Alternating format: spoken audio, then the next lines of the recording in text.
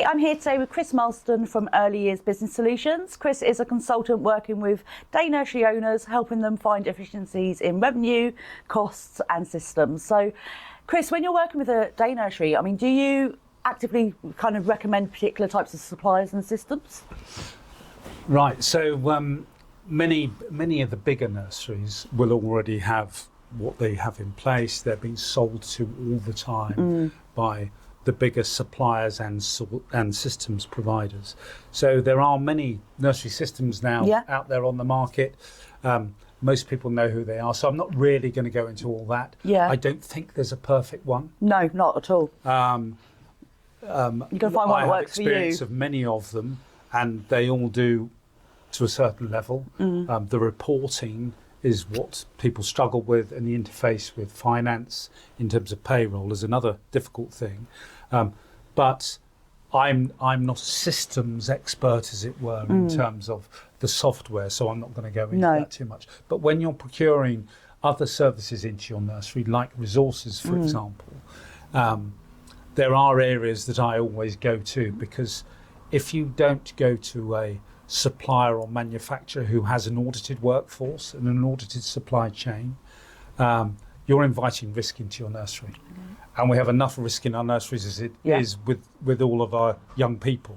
So we need to make sure we're not bringing risk in, and making sure if you're learning resources, we'll use a simple piece of wood. Has it been drop tested from about 1.8 meters, if my health and safety, if I recall it correctly? Is it a choke hazard? And if your supplier ensures that someone else has done that work, then you don't need to worry about it too much. However, if you are on a shopping site that we all use every day of the week at home because it's cheap, allegedly, and convenient, then you're not following any of those rules. No. And the risk coming through your nursery door every time one of those boxes is delivered can be huge. And you asked me about who do I recommend. I recommend most people in the UK who are known in this space, who spend the time and effort to come and display their wares at exhibitions, against the company that is a major river in South America, because you don't know what you're getting. The risk is just far too big. You're not quite sure where it's coming from. So people, and I would expand on that, people who have online portals, online shopping portals, where you can lock down the choice, and where you can have a spend limit of £200, for example, and that needs more authority. That gives you great control of what's going on in your nursery. So businesses like Hope Education, businesses like Gompels, excellent customer service, and they supply everything you need. But there are also, for your learning resources, we've got TTS, we've got Cozy, we've got Community Playthings. Fantastic suppliers. So many options out there. Should your budget require, and also the learning outcomes of your children. Do shop around.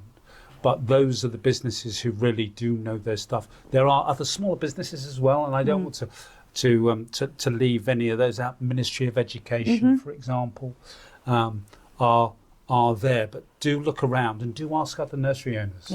But beware the package that comes through the door from a man in a white van.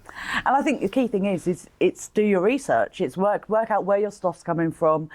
Is the feeling of actually, but it's so much cheaper there, that's probably for a reason. And unfortunately, it's about maybe actually at some point having to justify why we've done one over the other.